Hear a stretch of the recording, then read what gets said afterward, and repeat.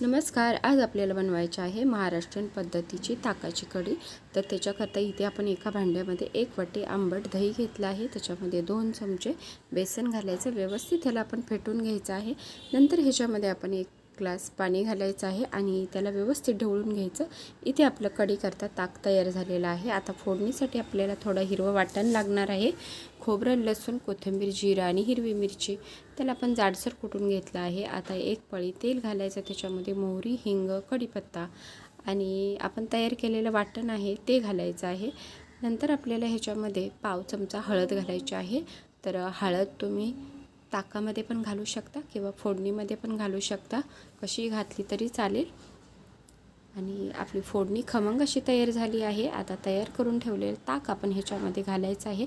सुरुवातीला थोडंसं बारीक गॅसवरच उकळायची, नंतर 5 मिनिट मोठ्या गॅसवर कढी आपली तयार करून घ्यायची.